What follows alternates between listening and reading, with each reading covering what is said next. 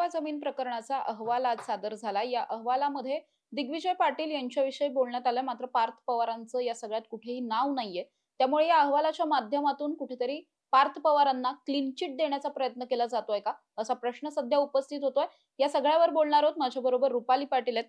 ताई, काय सांगाल? क्लीन चिट दिली जाते, असं ठरवून दिली जाते वगैरे असं वाटतं? अजिबात नाही हो. तुम्ही जो अहवाल आलेला आहे तो कागदपत्रांच्या कायदेशीर कागदपत्र तपासून त्याच्यानुसार जो काही निष्कर्ष आहे तो दिलेला आहे।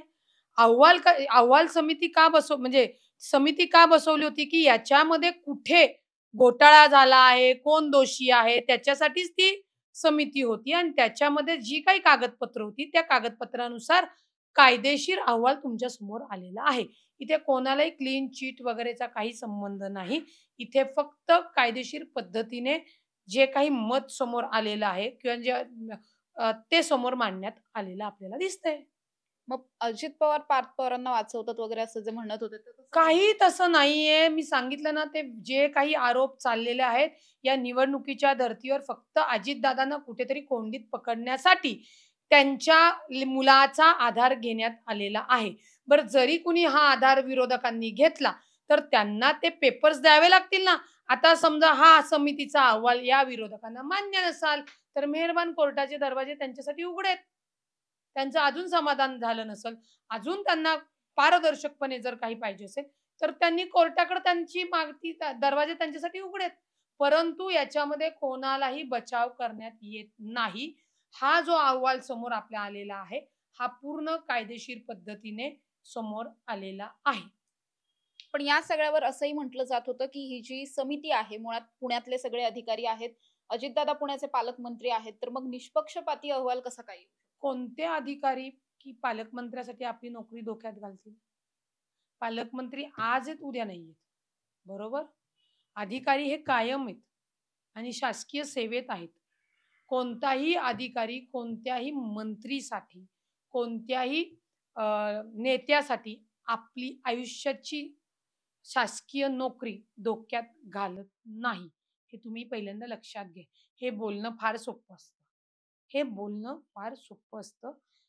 शक्यतो जवळ-जवळ म्हणजे तुम्हाला मी सांगते 99.9% तरी कुठलाही अधिकारी आपली कुठल्याही मंत्रीसाठी नेत्यांसाठी आपली नोकरी धोक्यात घालत नाही।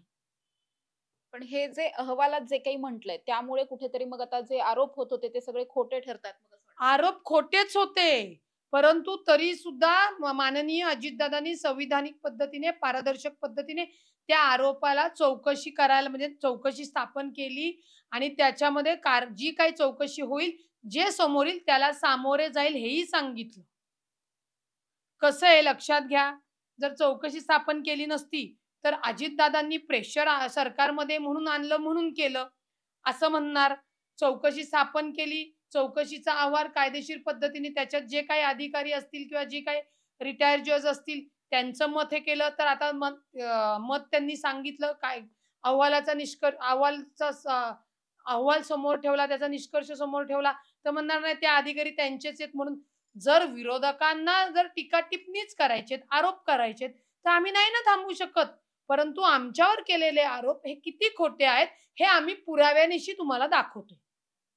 तसे आमच्यावर केलेले आरोप हे पुराव्यानिशी त्यांनी दाखवावे। नुसते आरोप करून कोणालाही शिक्षा फाशी देता येत नाही, कायद्याने देता येत नाही।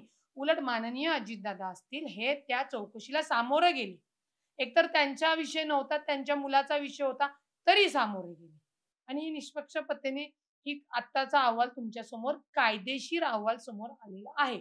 जर हा मान्य नसेल तर अजून विरोधकांना जर वाटत असेल तर त्यांना अधिकार त्यांचे आहेत कोर्टाकडे जाण्याचे।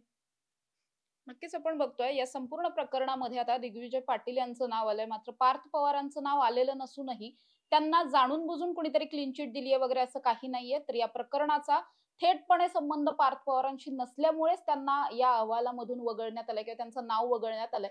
अशा पद्धतीचं कायदेशीर नेमक्या या सगळ्यातल्या बाजू काय आहेत आणि कायद्याच्या दृष्टिकोनातून याचा अभ्यास करून मग हा अहवाल सादर झाला, असं रुपाली पाटील ठोंबरे यांचं म्हणणं आहे। त्यामुळे या सगळ्या प्रकरणानंतर आता खरंच पार्थ पवारांना क्लीन चिट दिली आहे का, हा प्रश्न उपस्थित होतोय। कॅमेरा पर्सन निलेश सह समृद्धी जाधव, टॉप न्यूज मराठी, पुणे। तुमची car, electric panel, data server आगीपासून सुरक्षित आहे का? नाही? मग आजच बसवा F protect temperature activated fire suppression device. यामध्ये आहे eco friendly non toxic pressurised liquid, जे आग लागल्यास क्षणार्धात ऍक्टिव्हेट होऊन आगीवरती मिळवते नियंत्रण. बसवण्यास अतिशय सोपे आणि सुटसुटीत. डेकालिपचे एक दर्जेदार उत्पादन एफ प्रोटेक्ट.